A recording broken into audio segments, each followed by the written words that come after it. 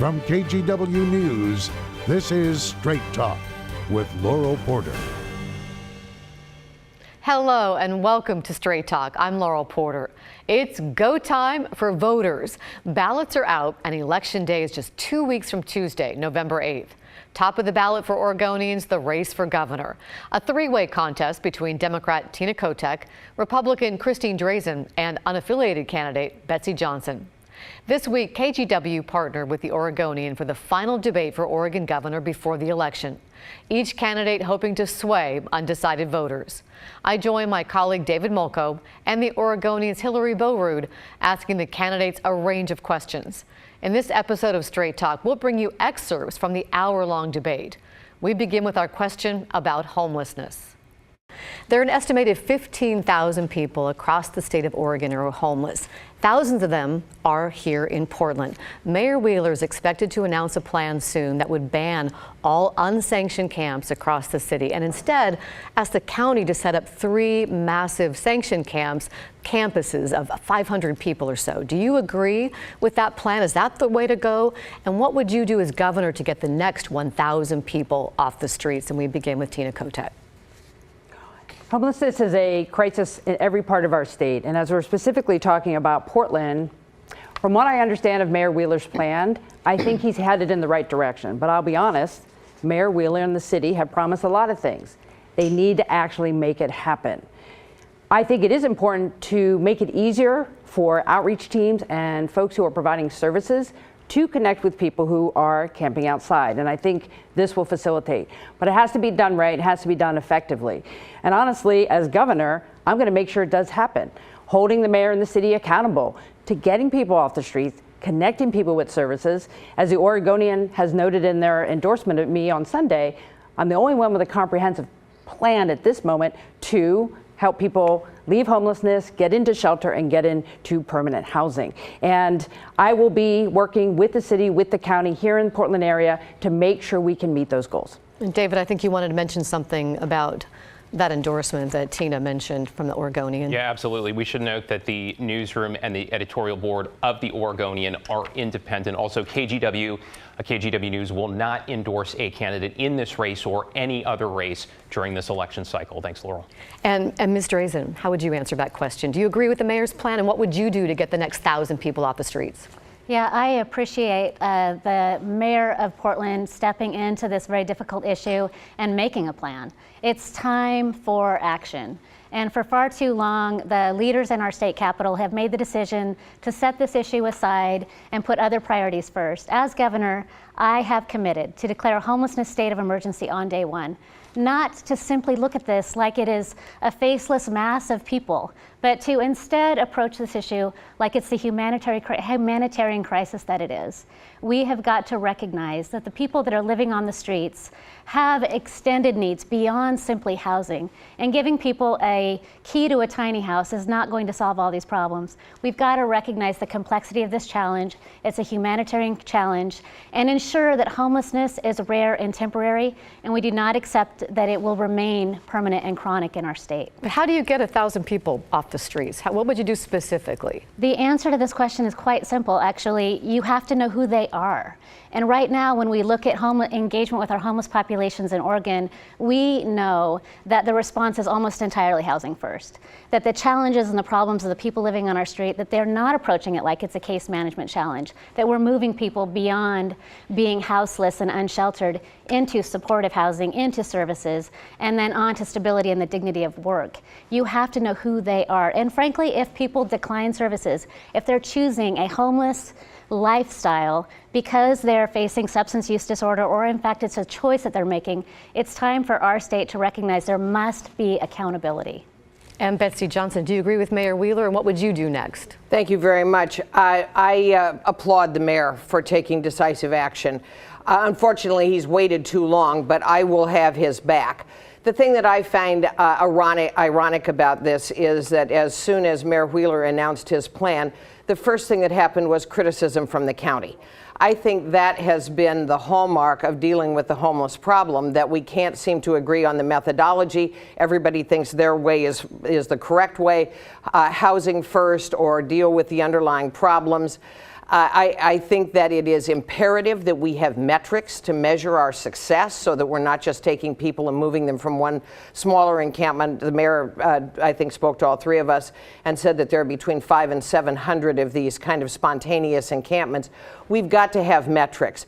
But I want to point out, I'm glad Tina's on board with this, because it was Tina pushing through a bill that facilitated and enabled sidewalk camping. And I'm glad that she's now siding with the mayor to try to deal with this. We'll need enforcement in these camps that he has set up, nutrition enforcement, and case management. Tina Kotek, did you want to respond? I would like to respond because the city has the ability right now to enforce time, place, and manner to move tents off of city sidewalks that are unsafe and unhealthy, and they're doing that, and I support that. They need to do more of that. And Senator Johnson knows that that's not what that legislation did, but I do want to speak to Representative Drazan's comments. Nearly 3 years ago, I called for a homelessness state of emergency here in our state, coming into the 2020 session. Governor Brown did nothing, and what's worse, Representative Drazan walked her Republican colleagues off the job, and $120 million in funding that could have gone to shelters, new affordable housing construction, and siting our shelters faster didn't happen. We lost momentum. I will lead where Governor Brown couldn't or wouldn't on this issue, and Representative Drazan's record on this is one of failure. Well, let me give Representative Drazan, Christine Drazan, a chance, but quickly. Yeah, of course. No, thank you for this. The assertion that the Speaker of the House, that's had responsibility for this challenge for over a decade, would hand responsibility to the House Republican leader, it's a little bit flattering, but it's really, really, really off base. The reality of the situation is that the Speaker of the House prioritized almost everything before she prioritized homelessness, and the opportunity to address this issue has been on her plate for a very long time. She's failed to lead on this issue, and you can't pass it off to Kate Brown, and you certainly can't pass it off to the Republicans. This is the greatest indictment of Tina Kotek's leadership, is how she failed to act on this issue. All right, thank you, Ms. Drazan. I want to get to our next question here in the interest of time here. That was just our first question here, but we're going to go to our first viewer question now. This has to do with substance use treatment and mental health. Let's take a look. Hello, my name is Dr. Andy Mendenhall, and I'm the president and CEO of Central City Concern. In Oregon, we have long wait times for accessing treatment for substance use or mental health conditions. As governor, can each of you explain what you will do to improve access to behavioral health care services for those who need it most? All right, our thanks to Dr. Mendenhall for that question. I will add on top of that, this is for all candidates, what would you do to encourage or incentivize more people to work in the behavioral health field? Ms. Drazan, we'll begin with you. Yeah, thank you for this. We have deep and substantial workforce challenges in this particular category. I mean, we have them across different fields, certainly nursing, but behavioral health challenges, the workforce issues are real. We need to do everything that we can to encourage a version of this where we accept licenses from other states, where we incentivize, where we improve reimbursement rates. We have got to throw everything we can at our workforce challenges. But when we're talking about increasing access to services and access to supports, when I talk to people that are in this field, they talk all the time about what they really need is not program change, they need systems change. And that the system, in fact, is heavy-handed and broken. And too often you've got the Oregon Health Authority demanding a heavy-handed regulatory response when people on the ground know that it is preventing them from actually providing supports and services to the people who need it the most. We have got to recognize that sometimes the state is the problem, and especially when it comes to these challenges, we can resolve this, we can expand workforce, and we certainly can improve access to services. All right, thank you, Ms. Drazan. Ms. Johnson, it's a two-parter, access and the workforce. Thank you. We have to recognize that Oregon has the dubious distinction of being 50th in the nation in terms of mental health services. That is a shame on our state. I agree that we may have to look at subsidies. We also have to recognize exacerbating factors. One of them is housing. I've represented in the legislature rural places where it's very difficult to recruit professionals in the healthcare services because there is no housing, or if there is housing, it is exorbitantly expensive. So we need to understand that while there are aggregations of services in metropolitan areas, the crisis is even worse in rural places, and we need to treat those rural places differently than than we treat the urban places. I would also ask us to recognize as Oregonians that by the passage of ballot measure 110, which I did not support, that the pernicious influence of street drugs is driving a mental health crisis and making it even more difficult to recruit people into the field, much less get people into services. And so it's a combination of factors, but housing, drugs, and the paucity of a comprehensive plan are certainly factors. All right, thank you, Ms. Johnson. Ms. Kotek.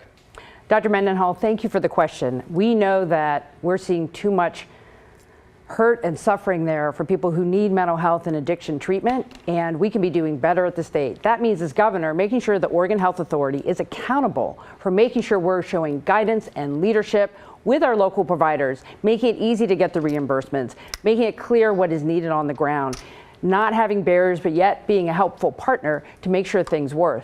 And that really pertains to workforce, making sure we can get lower caseloads for our workforce who work in mental health and addiction treatment, making sure they're paid better. Those things will help recruit and retain the individuals we need to help Oregonians get better. This is healthcare. And as governor, making sure that everything we have when it comes to healthcare is working to make sure this type of care is available when people need it, when they can afford it. That means making the Oregon Health Plan work better. It means working with employers to make sure their coverage is more comprehensive and paying people better and making it so they can actually help the people they serve. All right, our next question here is about education. It is from KGW viewer Alicia Orton. Let's take a look. Hi, I'm an Oregon mother whose child was supposed to start school in 2020. But due to the pandemic, my 5-year-old son lost almost half of his kindergarten year to distance learning on a computer. He now joins an entire generation of kids who are academically behind and struggling to catch up. Oregon was one of the very last states to lift lockdown mandates and send our kids back to school. My question to all of the candidates is, how will you support teachers who are underfunded, understaffed, and now have this added burden to address of classrooms full of kids who are behind academically? All right, our thanks to Alicia for that question. Ms. Johnson, you'll go first here. The single worst thing we did during COVID was to shut kids out of the classroom, enforced shutting them out of the classroom for 2 years. We're already realizing the academic damage that we did as test scores are coming in, and they are appalling. This continues a 10-year slide in academics in the state of Oregon. But we have yet to measure the social emotional damage that we have done to our kids, much less our mental health challenges as a result of this mandatory locked out of the schoolrooms. I would listen very heavily to classroom teachers for guidance on how to rectify this. Unlike Ms. Kotek, who relies very heavily on the unions to change the standards when our kids aren't meeting the standards, I would expect high standards. I would enforce high standards. I voted against the bill that has turned a high school diploma into a functional participation certificate. We have to expect the best, and we need to bolster our classrooms right now to rectify the damage that we did during the 2 years that children were forced out of the classroom. Ms. Kotek. Thank you for the question, Alicia. I do believe we kept students too long from the classroom, and we're going to have to be making up for that. Fortunately, we have the $1 billion more per year from the Student Success Act to help our districts be able to make this up. And we need to focus on making sure our students can read by 3rd grade. That will be a focus for me as our next governor, because if you're not reading by 3rd grade, our students are 4 times more likely not to graduate. And that is simply unacceptable.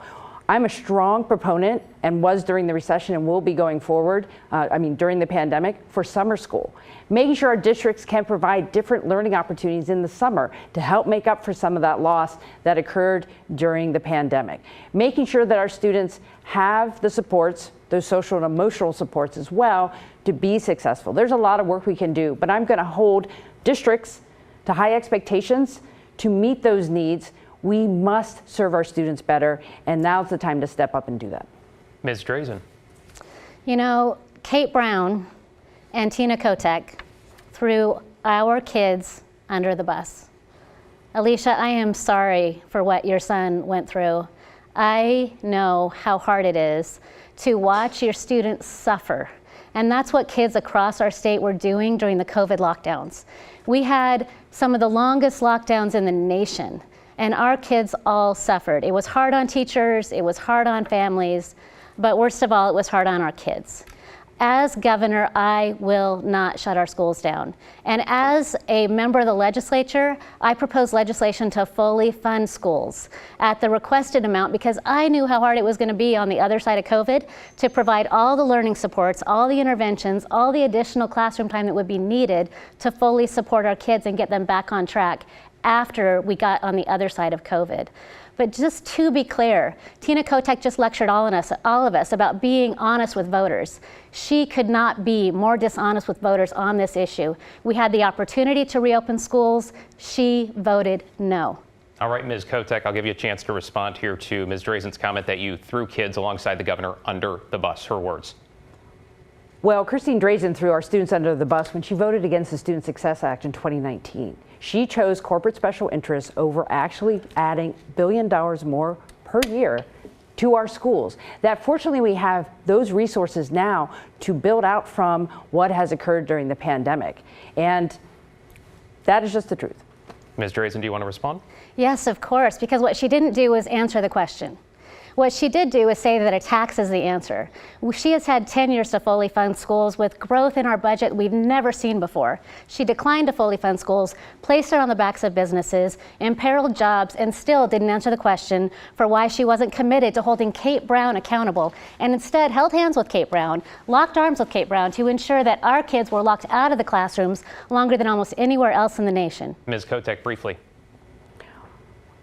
I sat down and said, during the pandemic, we need to make sure when schools are reopened that those students can have what they need. That's why I fought, frankly, Governor Brown, to make sure we had summer school funding. And that is something I think we need to go have going forward. But you know what?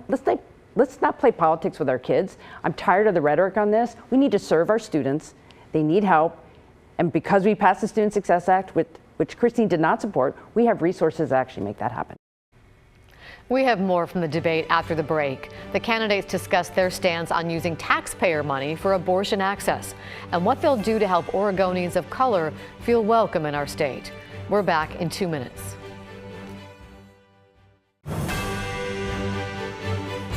Welcome back to Straight Talk. I'm Laurel Porter. We're bringing you portions of the final debate for Oregon governor, brought to you by KGW and our partners at the Oregonian. Midway through the debate, I asked the candidates about the Confederate flag being displayed in Oregon and how the candidates would make Oregonians of color feel welcome in our state. Oregon has a history of racism, including exclusionary laws, and some people still display Confederate flags, including some Republicans, at the Pendleton Roundup this year. What would you do to help Oregonians of color feel welcome and supported in our state? And the question first goes to Tina Kotek.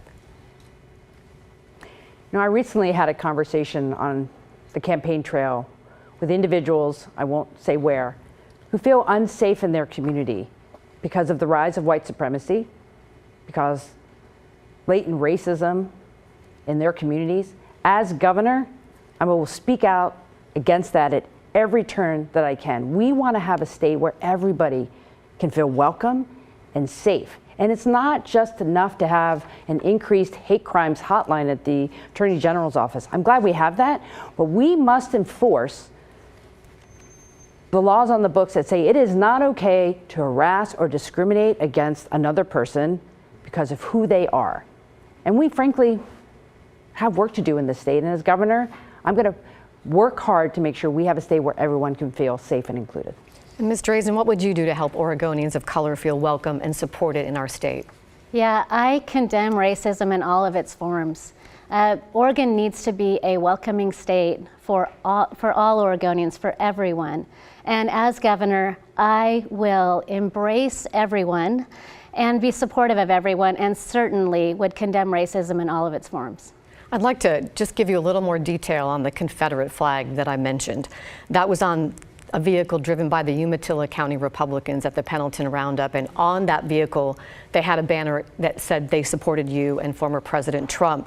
The Confederate flag is a symbol of racial oppression and hatred, especially for Black Americans. Do you denounce the display of a Confederate flag anywhere in Oregon by anyone? You know, I was not aware of that. And I absolutely will stand against racism in all forms. And certainly the Confederate flag would not be welcome in any of my campaign events. And Betsy Johnson, what would you do to help Oregonians of color feel safe and welcome and supported?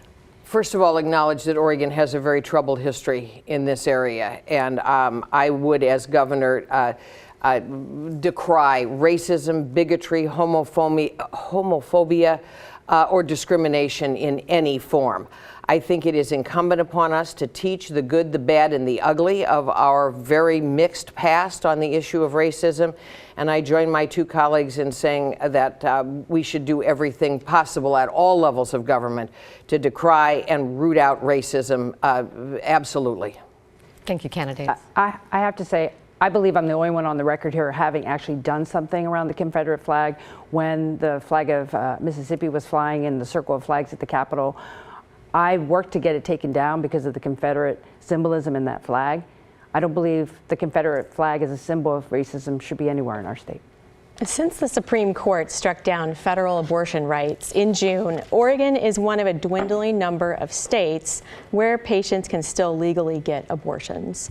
Do you support spending taxpayer funding to help people from outside Oregon access abortions here in our state? And what if they are victims of rape or if they are preteens? For example, a 10-year-old rape victim from Ohio had to travel to Indiana in order to obtain an abortion. Ms. Drazan, we'll go to you first. Yeah, thank you. I do not support using taxpayer dollars to pay for abortions. As we have discussed throughout this debate and across the state, as I've talked to Oregonians, the challenges facing our state are great. We have deep and substantial issues where funding is needed to address these concerns. We have a constitutional mandate that we just talked about to fully fund our public defenders. I want to fully fund schools. We have a variety of very compelling concerns, including homelessness, behavioral health. I could go on and on. Public funds should not be used to invite people from other states to come into Oregon to receive an abortion. Abortion is legal in Oregon, and as governor, it will remain so.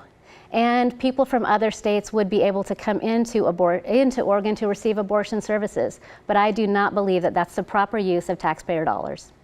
Ms. Johnson. Thank you. I am absolutely pro-choice, but I believe that Oregon taxpayer money should be used for health care for Oregonians. As a former Planned Parenthood board member, Planned Parenthood of the Columbia Pacific, I know that Planned Parenthood has provided financial assistance previously, and now contributions are up for Planned Parenthood offices throughout the country. And I would not use taxpayer money to pay for out-of-state abortions, but rely on Planned Parenthood's past practice of helping financially. Ms. Kotek? The National Republican agenda is to ban abortion. And the world, the entire country has changed since the Dobbs decision that overturned Roe v. Wade. I think it's important, and I believe strongly in making sure people have access to critical health care, and that includes abortion. And I'm the only candidate in this race endorsed by Planned Parenthood PAC of Oregon and Pro-Choice Oregon. Christine Drazan would ban abortion. The fact that she could be governor and throw a wrench into the things that we have in place to provide access to health care is a real threat.